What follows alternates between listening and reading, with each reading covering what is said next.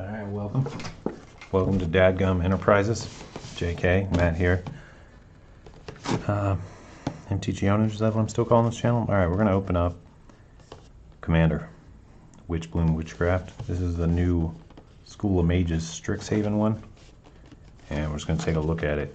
I managed to find all of these, but we're going to this is a product examination type video, so I'm going to go a little longer and just talk about every little detail, like how they're boxed, etc., so you guys can get an idea. Now this front thing, it's just a piece of, it's a giant piece of cardboard, but they actually printed the legit Commander in foil on just a piece of throwaway cardboard, which is interesting choice.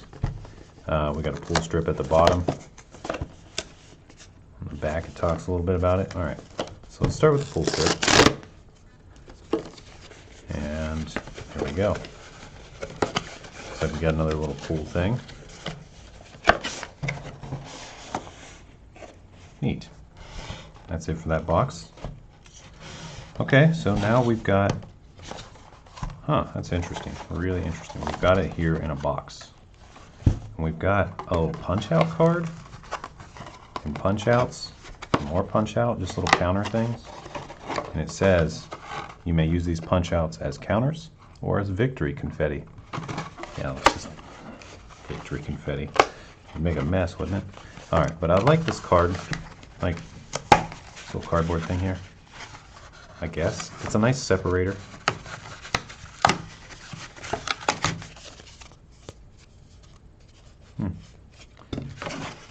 Punch out a few of these.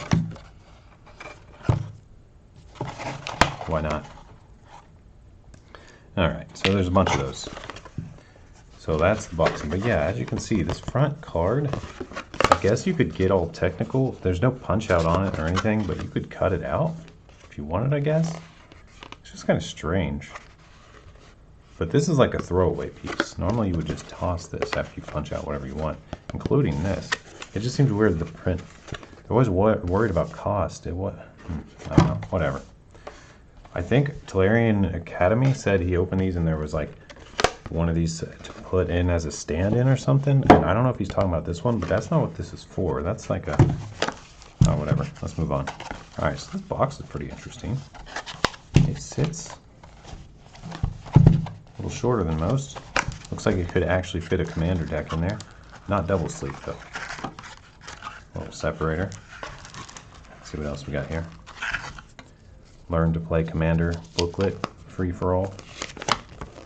Tells you all about it. I've thought about doing a series about how to play Magic for beginners and go through all the stuff. It'll probably get some views, so I don't know. Might be something I do at some point. It'd be a fun video. Alright, here we go. Looks like this does have a little pull tab on it. There it is. Kind of hard to see. There we go. All the way around. And we can pull the cellophane off of it and start looking at the cards. Looks like we got a separator here at the end. What's this? Oh, is this that copy of the Commander that's thick? There's a forest stuck to it. Yeah, okay, there's the thick copy of the Commander. Interesting. So they've got, including the one on the box, they've printed foil 3 times. Just, I don't know. Alright, there he is. The Essence Seer. Okay card. Could be okay to wombo with. Could be a decent Commander. 3 CMC's not bad. If you can gain a bunch of life or lose a bunch of life and have another creature out there, you can really make a giant very quickly. A very interesting creature. But, so there's that. We got a bunch of tokens. Food and demons, it looks like. And beasts and saprolines and pests. Alright, let's take a look at what else we got in here. We got, this is a new guy, I believe. Gaio Master Chef. So he's a 4 CMC 5/3 Trample Troll Warlock. And let's see, at the beginning of your end step, he creates food equal to the number of non-token creatures you had enter the battlefield this turn. Non-token, okay. Well, that's going to be pretty hard to make super effective, so not a very good ability as far as making him a whole lot stronger seeming. Alright, you can sack a food to give something indestructible and tap it. don't know, he's got a little bit of shenanigans, but I don't think this guy's going to go anywhere super big. Just kind of a... As far as, you know, the power creep of these days, that's not a very strong card. Alright, we'll go through the rest of these pretty quickly unless they seem really good or special. Honor Troll. There's Dina. Dina's okay, I guess. Morality Sphere. Destroys anything. Spear, I always say Sphere. Alright, Campus. Study Hall. Ancient Craving, nothing too big. Bloodthirsty Airlist. Epicure of Blood. Feed the Swarm. Greed. Interesting Enchantment. Reckless Spite. The Ghoul. Suffer the Past. Nightmare. Or Vampire, whatever. Vampire Hulk thing. I don't know. What did I just say? I said Hulk. It's a hawk. Alright. Cultivate. Gift of Paradise. Pulse of Marasa. Ramp Growth. Nothing special. Leyline Prowler. We're seeing some cards coming all the way back from Throne of Eldraine era here. Alright. Molder Vine. Alright. Elixir. Paradise Plume. Jeez. 4 mana for a mana rock? No, thank you. I don't care what you do. 3 mana for a colorless mana rock? No, thank you. I don't care what you do. So I guess this probably has a lot of triggers that involve you needing to gain a ping of life. So, like, yeah, normally this card's really bad, but in this particular deck, I guess I haven't seen anything too specific yet, but there's, well, there's the commander, of course. You want the life triggers, but like 1 life and putting 1 counter on something isn't that big. For it to really be effective, you've got to be gaining more than 1 little ping of life. So these might be okay, but they don't seem very good. Sun Droplet just gains you a life every upkeep if you've taken damage. Pretty interesting though. Nice. Nice to see a Talisman of Resilience in here. Hasn't been printed since Modern Horizons. Right. Nothing. Okay, I guess I'll talk about these because they're rares. Essence Pulse. Meh. It's meh. It's sorcery. Light Mound. A little pricey, but I could see how it could, you know, it's kind of cool. Get you the non-token pest triggers and it buffs them up and gives them menace. It could do something if you get a lot of them. Kind of a late game closeout potential. Marshland Bloodcaster. I'm not a fan of the CMC. I don't care what you do. At 5 CMC in this day and age, you better be a big card. Is kind of how it works if you're playing. But I don't know. Let's see what he does. Rather than pay the mana cost of the next spell, you may pay life equal to that. So okay, so he can get you a big free spell. That's potentially super Timmy. All right, Tavash Gloom Summoner. 4/4 lifelink for 5. Your end step, you gain life. You get a big demon equal to life you've gained. So that's could be interesting. Could get a little. I see there's a lot of creature creation here. This looks like it would be a pretty fun deck to play. A little worried about the CMC, a little bit worried about the speed of the deck, and it, you know, getting off the ground. You pretty much have to get a Soul Ring first turn or an Arcane Signet or something. But there's a lot of mana stuff that's like overpriced in here, so that's a little worrying. Definitely room for upgrades as far as making it more competitive. All right, Vain Witch Coven. Whenever you gain life, you may pay a black to return a creature. Okay, you can raise dead whenever you gain life. Not bad. It is a 3/3 for 3, and it's a menace, and it has an upside. Not a bad little creature. Blossoming Bog Beast. You better do something good. You're a 3/3 for 5 mana. Alright, when it attacks, you gain 2 life. That's whatever. Creatures you control get +X/+X, where X is the number of life you've gained. Okay, so potentially a very big +X/+X, and it does give trample to everybody too, including himself. So when this swings, it's at least a 5/5.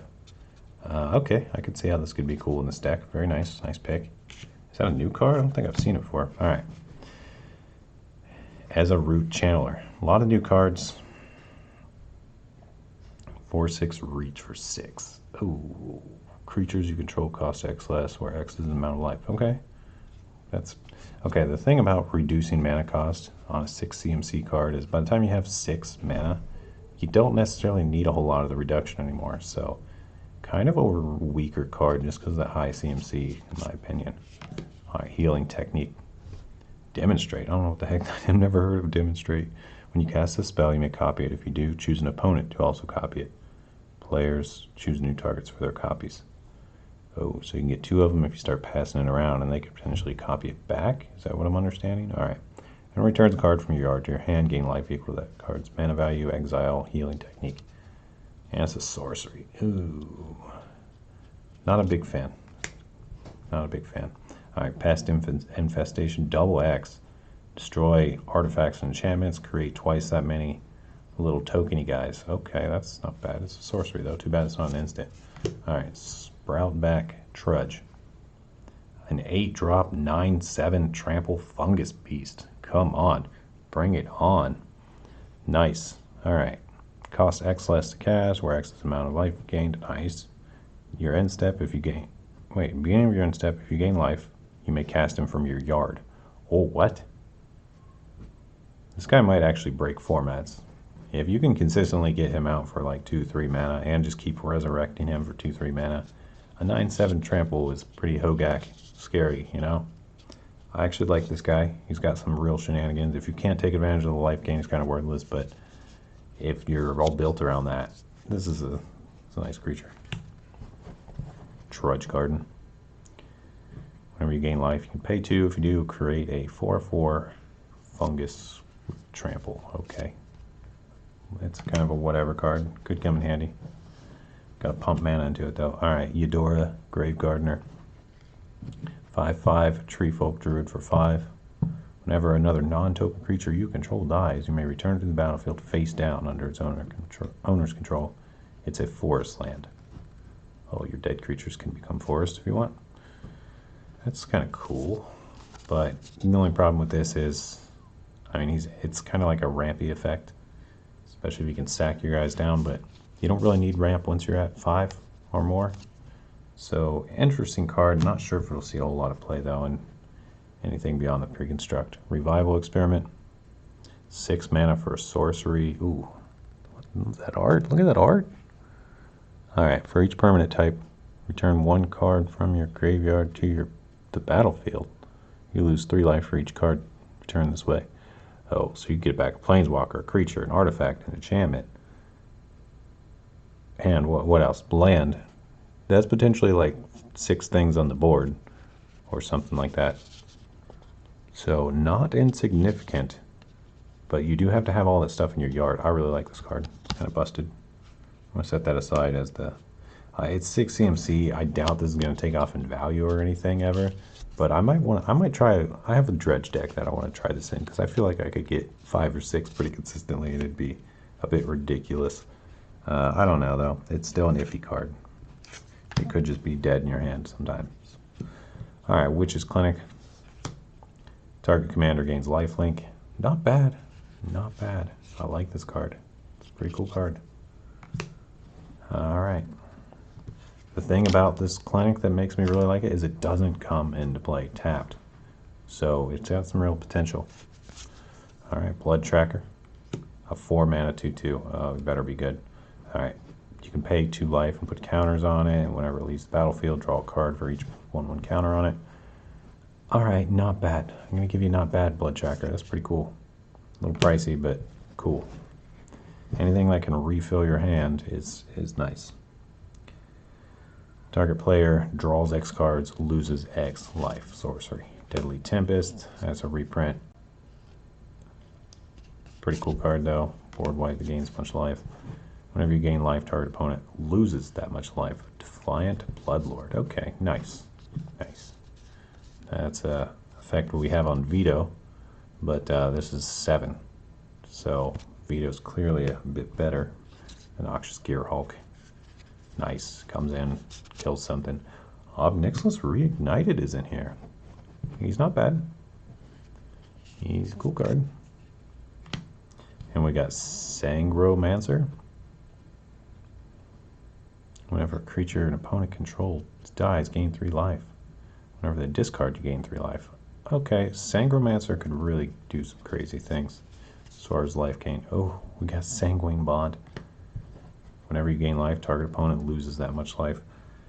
It's nice to see this in here. I believe this is a really pricey card. I don't know if it's pricey here, probably not, but it's probably gonna, they tend to equalize out a little bit. So I don't know, this might be the big bomb of this one if I don't know, I might be mistaken, but I think it's like a $20 card. Probably not in that version, but if you wanted to pick one up before this printing, you know, that kind of thing. All right, Taste of Death. But also, I shouldn't talk about prices. They're going to fluctuate. Someone's going to watch this a month later and be like, no, it's not. Yeah, that's just the way it is. So, doesn't matter, I guess, a whole lot. Ageless Entity. Whenever you gain life, put that many counters on Ageless Entity. Ooh, a little pricey. I mean, a 5-mana 4/4. But if you've got the life gain going on, that thing's going to get huge. Too bad it doesn't have trample, though. And this is a renewal. Get 3 lands. Gain 7 life. But expensive. I don't normally play something like that. Verdant Sun's Avatar. This is pretty insane. An old card. But whenever you bring out stuff, you gain life equal to their toughness. So it can really go out of control. Gaze of Granite. A really nice board wipe that you can control. Gluttonous Troll. Sapling Conifer. Man, feels like there's a lot of rares in here. Indestructible 2/5. Treefolk Shaman. Okay, this guy's already cool, just being indestructible. Whenever he attacks, reveal the top card of your library. If it's a creature card, gain life equal to its toughness, and lose life equal to its power, and then put it into your hand. Okay, well, you could do a build around where that's always going to be good for you. But in any case, you get to draw a card. Okay, if it's a creature card, gain life and lose life, then put it into your hand. Do you know, wait, I'm confused on this. Do you only draw it if it's a creature card? I think so, because it's in the same sentence. If it's a creature card, you do all the things. Gain life, lose life, put it in your hand. But if it's not a creature, then what? Nothing? Just does nothing? Well, it's still not bad. All right. Alhammarret's Archive. This is a classic. Nice, very nice card. Druidic Satchel. I don't think I've read this. This is a new card. Might be. Reveal the top card. Create a sapling if it's a creature. If it's a land, you put it onto the battlefield. If it's a non-creature, non-land, you gain 2 life. That's kind of cool. And you can do that at instant speed. Alright, Little locks it on Warhammer. Trample Lifelink. Kind of a pricey equip and cast, but whatever. Venser's Journal. Everybody loves this card. I don't think this card's very good. I guess it could be a pretty big life trigger every time, so that's nice if you need that. But as far as the hand size thing goes, if that's what you need, there's a lot better cards for it. So, I don't know. I really hate the 5 CMC. I wish it was like 3 or 2. Then it would be insanely good. But 5? Ugh. 5? Alright, Well of Lost Dreams. When you gain life, you can pay X, where X is equal to the amount of life you've gained, and draw X cards. Well, that could be a lot of card draw. That's cool. You can just refill your hand every turn. So, okay. One of the things I want to point out about this deck, just like quickly going through it, you know, and seeing stuff. You see something like this, the people can't even take advantage of this. Like, if you get this out in this particular deck, you're in general not going to use it. And you know why? Because every CMC in here is like 5, 3 to equip. That's 6, 3, 2 to use. That's 5, 5, 5, 4. This is going to be like 7 or 8, 7. So like, where the heck are you ever going to get extra mana to draw cards? And if you do, it's only going to be like 1 maybe when you're casting these giant CMC things all day. So that's kind of what makes this deck terrible in my opinion. I mean, it might be fun, but it's going to be a slow deck. It's not going to be close to competitive. It's going to obviously go crazy and explode if you let it go for like 20 turns. But what deck won't, you know? But this card would be really, really good. The point I'm getting to, I guess, is this card would be really, really good if everything in here was low CMC, like 1s and 2s and maybe a couple 3s, but none other. And this was like one of the only 4s, because when this procs, you'd be like, heck yeah, give me 7. And then next turn you cast 7 spells. You do, you know, you're going to be able to go crazy with this as far as the things you're going to be doing if your CMC is low. Otherwise, you're just going to be like, maybe I'll get a card here and there and 1 thing per turn because everything costs $1 million, and it's just going to, this deck is terrible based on the CMC. The cards are cool, but whoever like put it together was not considering like winning games anytime soon. It was like, let's drag it out for a long time and I'll get my value going and then I'll win with Sanguine Surprise Drop. It's like, which, you know, all right. But it's different levels of play. So take that for what you will. But there's a little tip for you if you're trying to make your decks like better and better, is WTF with this high CMC, and then putting cards like this in that also demand a ton of mana to refill your hand. So a ton of mana to cast spells, a ton of mana to refill your hand. Like, something's got to give. You can't do both. There's just physically not going to be enough mana ever to. You're going to be able to do like one thing a turn, even, you know. All right, enough of that. But that's a cool card. I really like that card. Just not. I see why it's in this deck, but it just bugs me because I can see this play out. You go to turn 8 and you can do one thing. It's like, oh great, I got one thing on turn 8. Everybody else is playing like 6, 7 things, going off, ending the game, and you're like, I got Verdant Sun's Avatar. That's my one cast. And everyone else is like, you know, blowing up, planeswalkers, whatever, winning the game. And you're like, I'll gain 7 life. Whoop-dee. All right, enough. All right, Exotic Orchard, awesome. High Market, good. Land Waste, cool. Temple comes into play tapped. Just, can we start like putting these in shredders? Maybe the value will go up a little bit if some of them just get annihilated, because no one plays them. I mean, how many people have like 20 of these sitting in a box somewhere that never... Everybody. The answer is everybody. All right, Command Tower, Gingerbread Cabin, whatever. Get your food. Golgari Rot Farm. But no, this card's terrible. It's going to come into play tapped almost all the time, and unless you're really late in the game when you don't necessarily need... not a fan of that card. I don't think it's good. Golgari Rot Farm, whatever, it's okay. Jungle Hollow, no thanks. Myriad Landscape, it's okay, but we're already in green, so no thanks. Radiant Fountain, no, I get it, the life gain, that's cool, but there's got to be something that can produce green or black that gets you life. There's got to be. Rogue's Passage, all right. I've never seen this card. It's Sap Seep Forest, ETB tapped, gain 1 life, activate. Oh, it's a forest, so you could search this up too. Okay, well, it's interesting card. I don't know if it's good. I don't think it's good. Tainted Wood. Okay. Temple of False Gods. All right. Bunch of land. All right. Well, that's the Witherbloom Witchcraft. Yeah, pretty cool deck. I really like the commander. 3 CMC and can just potentially put 7, 8 counters a turn. Too bad. There's probably, is there some card that says like when you get +1/+1 counters on tap everything? Because with this and something like that, you could really do some insane things. All right. I don't know. Final thoughts, I guess. Feels okay. Feels okay. Some cool cards. Some really cool cards in this package.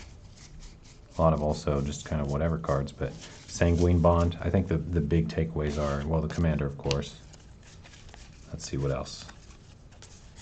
I know everyone's going to say Vincer's Journal, but I think this card is not really playable anywhere else ever. Well of Lost Dreams, okay.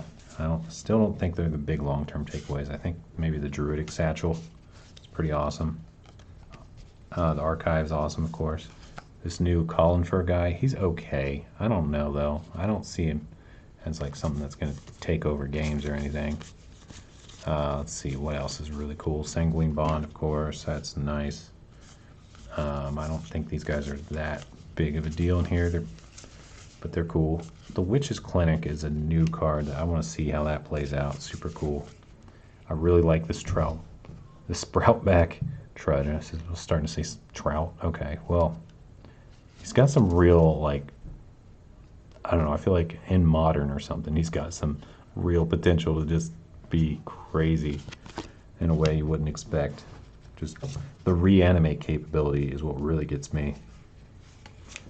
Because you could literally play a control deck with just these trudges, these fungus beasts, and, you know, keep reoccurring them. Who cares if they get killed? You're going to bring it back. Let's see, anything else really cool? There's probably something I'm missing. There's some pretty cool cards in here.